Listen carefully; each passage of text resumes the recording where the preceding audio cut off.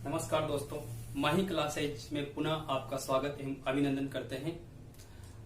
इससे पहले हमने पढ़ा था अपलेशियन पर्वतीय प्रदेश और आज का हमारा जो विषय है वो उत्तरी अमेरिका महाद्वीप के भौतिक प्रदेश में चौथा जो महत्वपूर्ण बिंदु है वो है कनाडियन शील्ड। तो दोस्तों हम ये समझने का प्रयास करेंगे कि कनाडियन शील्ड प्रदेश जो है वो क्या है, वो किस प्रकार उसका एक कनाडा के लिए और संयुक्त राज्य अमेरिका के लिए आर्थिक महत्व रखती है। और इसी के साथ साथ हम इसमें से कुछ ऐसे महत्वपूर्ण बिंदुओं के बारे में बात करेंगे जो प्रतियोगिता साहित्य में कंपटीशन में पूछे जाते हैं, उसकी भी हम बात करेंगे। तो अब सबसे पहले हम देखें कि कनेडियन शील्ड क्या है।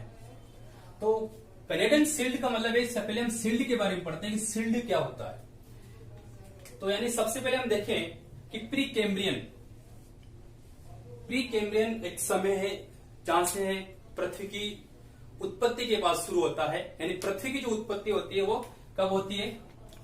4.6 अरब वर्ष पूर्व पृथ्वी की उत्पत्ति होती है। पृथ्वी की उत्पत्ति से ही समय शुरू हो जाता है और उसमें सबसे पहले हम देखते हैं प्री कैम्ब्रियन समय आता है, उसके बाद कैम्ब्रियन, ओर्डोविशियन, सिल्यूरियन, डियोनियन आगे तक समय होते हैं। और होलोसीन, अभी हम किस युग में हैं? होलोसीन में जी रहे हैं। तो होलोसीन तक ये सारा समय आता है। तो उसमें सबसे पहला जो समय था प्री कैम्ब्रियन। तो प्री कैम्ब्रियन के समय ये जो आपको तस्त्री नुमा भाग दिखाई दे रहा है, तस्त्री का मतलब थाली के समान, उड़न तस्त्री जो होती है, उड़न तस्त्री या तस्त्री नुमा या थाली के समान का जो क्षेत्र दिखाई दे रहा है, ये सारा क्षेत्र उस समय क्या था? कठोर दृढ़ भूखंड के रूप में था। यानी कि उस समय पूरी पृथ्वी पर 4 भूखंड थे, दृढ़ भूखंड, 4 दृढ़ भूखंड थे। उन चारों दृढ़ भूखंड को हम क्या कहते हैं? शील्ड कहते हैं। कठोर, मजबूत या हिलने वाले नहीं, स्ट्रॉन्ग पार्ट था जो हिलता नहीं था, ऐसे भूभाग को हमने क्या कहा? शील्ड का नाम दिया। और उसमें से उन 4 में से 4 कौन सा? पहले से तो हमारे पास है, पहले है लोरेशियन शील्ड। लोरेंशियन शील्ड ये जो भाग है ये किसका पार्ट है? लोरेंशिया शील्ड का पार्ट है। कनाडा विशेष रूप से लोरेंशिया शील्ड का पार्ट है। पहला पार्ट तो ये था लोरेंशियन शील्ड। दूसरा था बाल्टिक शील्ड। बाल्टिक स्कैंडिनेविया प्रायद्वीप जो है यूरोप का उत्तरी पश्चिमी क्षेत्र। तीसरा जो है वह है साइबेरिया प्रदेश यानी साइबेरिया शील्ड। यानी कि उत्तरी गोलार्ध में केवल 3 ही शील्ड थी, लोरेंशियन शील्ड, इसके अलावा बाल्टिक शील्ड और साइबेरिया शील्ड। साइबेरिया शील्ड को हम अंगारालैंड शील्ड के नाम से भी जानते हैं। और चौथा जो शील्ड था वो दक्षिण में स्थित था, दक्षिणी गोलार्ध में आर्टिक शील्ड, जिसे गोंडवाना शील्ड के नाम से भी जानते। तो कुल मिलाकर पृथ्वी पे 4 शील्ड थे। शील्ड एक प्रकार से दृढ़ कठोर भूखंड है जिसमें दबाव का कोई प्रभाव नहीं पड़ता है, वल्लन उस पर नहीं पाए जाते हैं, वो स्ट्रॉन्ग रहता है, उस पर वल्लित क्षेत्र नहीं बन जाता। तो ऐसे क्षेत्र को हमने क्या नाम दिया? शील्ड का। तो इसीलिए ये जो कनाडा का जो एरिया है, ये वाला पोर्शन है, ये अन्य समीपवर्तीय प्रदेशों से अलग विशेषता रखता है। इसलिए हमने इधर हमने देखा कि मैदानी प्रदेश, ये मैदानी प्रदेश से आवृत हैं और इधर अपलेशियन पर्वत हैं। तो यानी कि अपलेशियन पर्वत और मैदानी प्रदेश जो है उससे अलग विशेषता रखता है शील्ड, इसलिए उसको हमने अलग प्रदेश नाम दिया। तो ये मुख्य रूप से क्या है? ये लोरेशियन शील्ड है। लेकिन लोरेशियन शील्ड का अधिकांश भाग जो है कनाडा के अंदर आता है, इसलिए उसका नाम कनाडियन शील्ड भी रख दिया गया। तो आप इसे कनाडियन शील्ड बोले या फिर लोरेंशियन शील्ड बोले, एक ही बात है। अब हम देखें कि इस शील्ड पर किस तरह की घटनाक्रम चला। तो हम देखें तो लोरेशियन शील्ड का ये भाग रहा और इसके इस पर सागरीय अतिक्रमण था प्लायोजोइक और मेसोजोइक कल्प में। यानी कि यदि हम पूरी पृथ्वी का क्रम को भी देखें तो उसमें प्लायोजोइक और मेसोजोइक और एक सेनोजोइक और न्यूजोइक, ये 4 का बड़े कल्प हैं। तो यानी कि प्लायोजोइक और मेसोजोइक कल्प में इस पर सागरीय अतिक्रमण था और सागरीय अतिक्रमण के बाद फिर प्लेस्टोसीन हिम युग आया। प्लेस्टोसीन काल के दौरान ये पूरा क्षेत्र जो है हिम से आच्छादित सा हिम से ढका हुआ था, अर्थात सामान्य रूप से बर्फ से ये ढका हुआ पूरा क्षेत्र था, ये सारा कनाडियन शील्ड। उसके उपरांत फिर उसका हिमकरण हुआ, हिम का पिघलना शुरू हुआ। पिघलने होने के कारण ये जो भाग है, यानी कि यहां पर जो झीलें दिखाई दे रहा है आपको, नीले कलर में जो भाग दिखाई दे रहा है, ये एक झील से आवर्त है। कहने का तात्पर्य हुआ कि जो कनेडियन शील्ड है वो झीलों से आवर्त एक भूभाग है। तो ये झीलों का जो निर्माण हुआ है वो इस कनेडियन शील्ड पर आच्छादित हिम के पिघलने के फलस्वरूप ये झीलें निर्मित हुई है। लेकिन विशेष रूप से विनिपेग जो झील है, विनिपेग झील अपरदन से निर्मित झील है, लेकिन उसमें हिमानीकरण का भी योगदान है। बाकी सभी झीलों से विनिपेग झील अलग है क्योंकि उसमें अपरदन का भी योगदान रहता है। बाकी में सब किसका योगदान है? हिमानीकरण का, हिम के पिघलने का योगदान है। तो इस तरह से इसका निर्माण हुआ।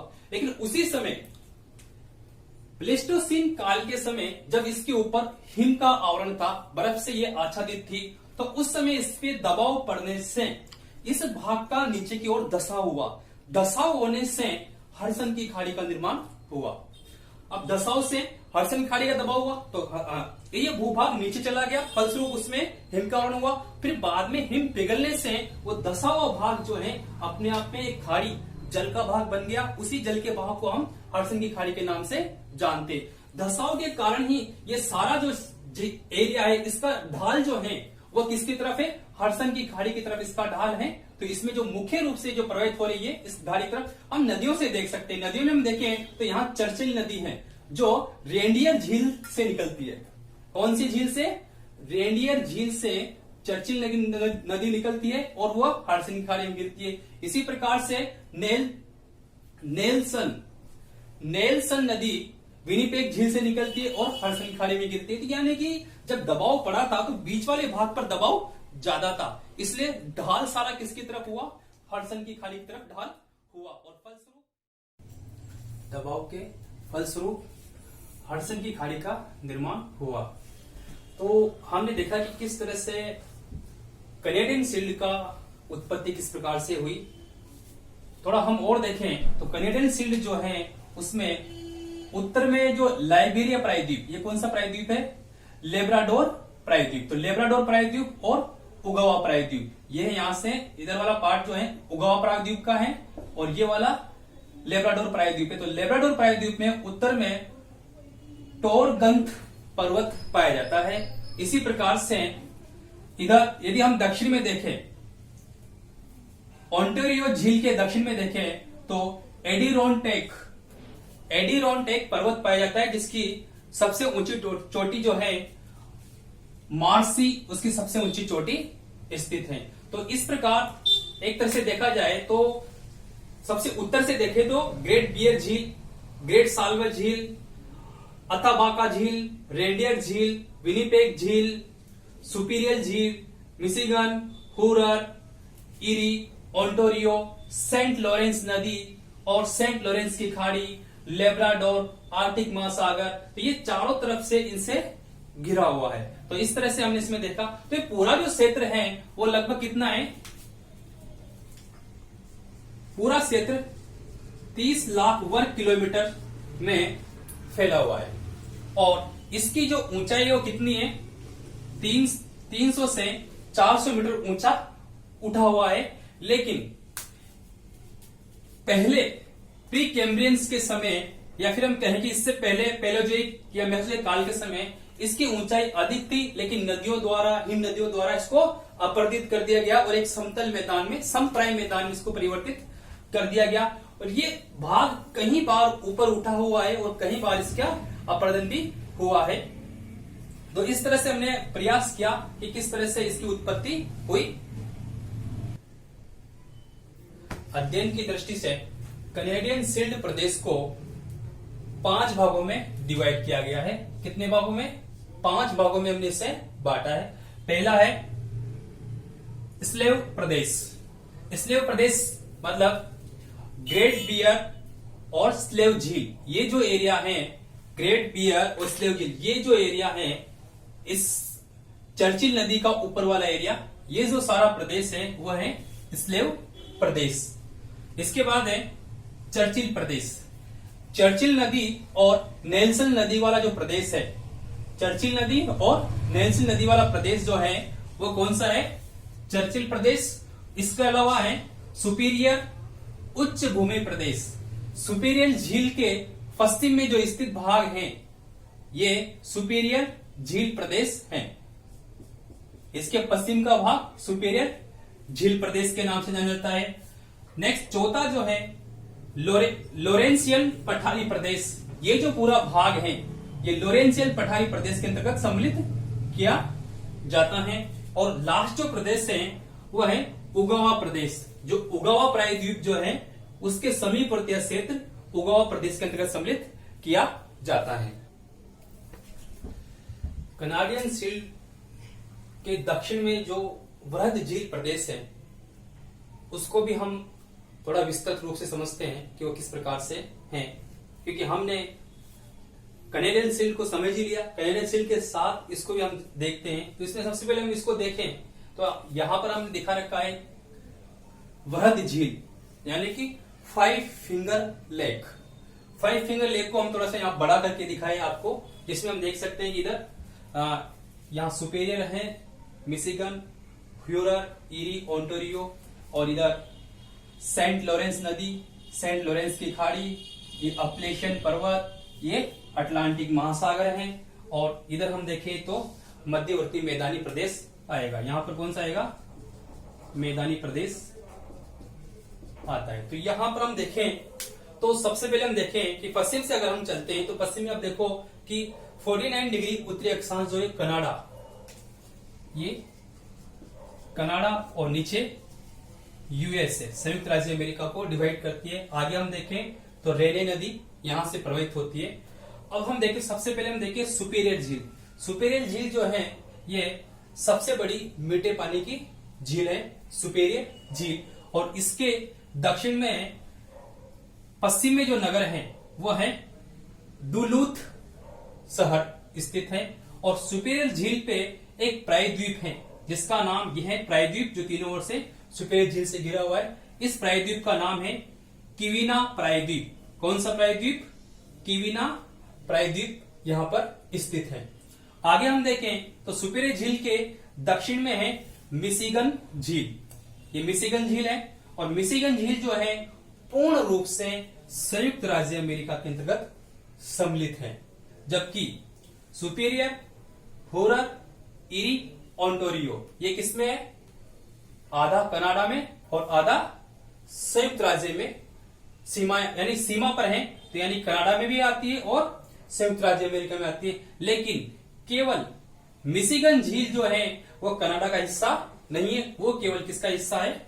संयुक्त राज्य अमेरिका का हिस्सा है।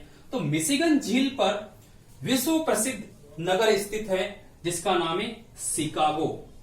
शिकागो वही नगर है जहां से राजस्थान के खेतरी के राजा ने स्वामी विवेकानंद को महान विश्व सम्मेलन के अंतर्गत भेजा था। वो विश्व सम्मेलन शिकागो में ही आयोजित किया गया था और उसका भेजने का जो सारा खर्चा दिया गया था वो खेतरी के महाराजा द्वारा दिया गया। तो ये एक भारत को सबसे पहले विश्व स्तर पर प्रेजेंट करने वाले स्वामी विवेकानंद इसी शिकागो पर गए थे।